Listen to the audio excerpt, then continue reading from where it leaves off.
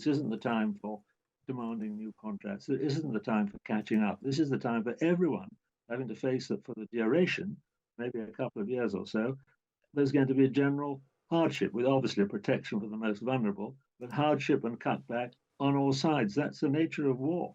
It's been a period of unprecedented strikes not seen since the 1980s. Of course, you don't need me to tell you that. Rishi Sunak has been accused of shirking his duties and not taking full responsibility by the head of the Unison Union. But how does this current situation compare with those dealt with by his predecessor, Margaret Thatcher? She, of course, also saw her fair share of industrial action. Well, to take us through that, Conservative peer David Howell was a minister in Thatcher's government and he worked closely with her on strikes. So it'd be fascinating to get his perspective on that. David Howell, thank you for joining us this morning. Thank you. Good morning. So tell us about the parallels that you can see, if any, between the current situation and what you had to deal with in the 1980s. Well, it is disturbing, but it's nothing like the scale of what we were facing in 1979 or again a bit in 1989. Then there were millions and millions of days lost, far greater than today. And also, the other point people keep missing is this isn't just public sector. Half of these people on strike, like the railwomen, like the Royal Mail people, and for all I know, some of the border staff are not employed by the government. They're employed by the private sector because the whole pattern of the economy has moved. It used to be a totally socialist system, or 75%, and now, of course, it's with privatization all around the world, not just here. Many of these basic public services, like trains on time, are in the private sector. So it's not a public sector only issue. That's a big difference. So I suppose one of the other key differences that we have is that trade unions are just significantly less powerful now. They don't have nearly as many members as they used to. It must have been a very different situation in the 1980s when you were in government because they would have just had significantly more negotiating power, presumably. Yeah, well, that's the other. That is certainly so. And why is that? Because, of course, we've moved the whole nature of the modern economy from heavy manufacturing and all these basic utilities like railways and so on to a service-based economy. It's a very dynamic one, but what it does is reduce the number of fully, 5-day a week, fully wage-paid jobs into a much smaller prospects with the shorter employment, shorter types of employment, less regular employment.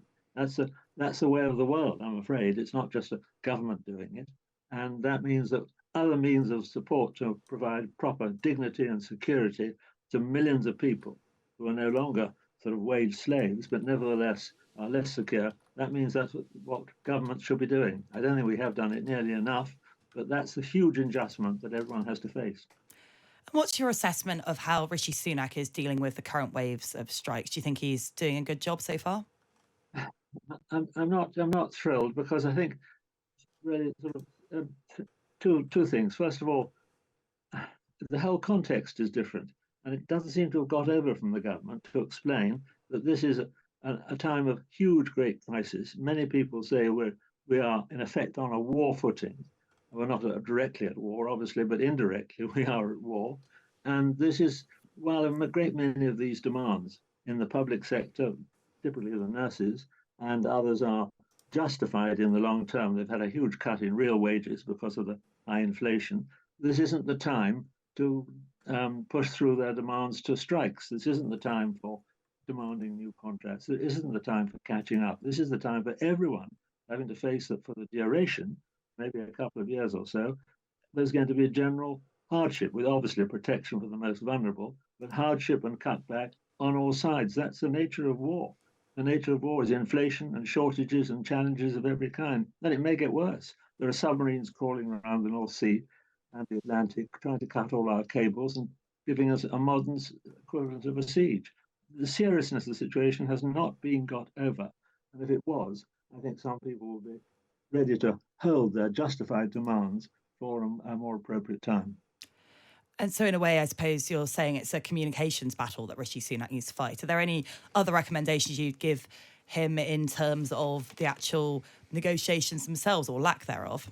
Yeah, well, I mean, the other point I really make is that the nature of the modern economy, that our nation is held together by a lot of arteries like the human body, and anything that affects the main arteries of daily existence and life, whether it's teachers going on strike and closing schools, whether it's danger for the ambulance not coming or whatever, like anything of that kind, that there should be minimal service, and indeed in some areas, like indeed the army itself, there should be a prohibition on strikes, which is absolutely clear. So I do think this proposed legislation for minimal service and for focusing people's minds on the impact, the colossal impact on daily life of a family of strikes that, like the teachers, like the nurses, obviously, should be uh, made much clearer. And it's not a matter for the government to negotiate all these things. Obviously, as I said, half of them are not even public sector government employees.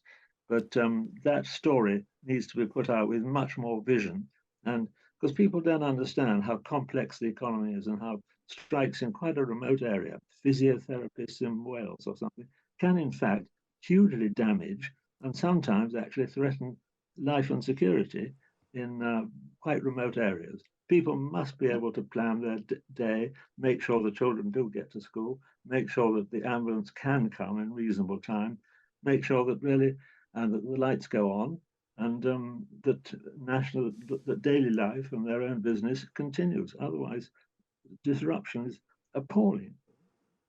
Lord Howell, thank you very much for joining us this morning. That was Conservative peer David Howell, who is a minister in Margaret Thatcher's government.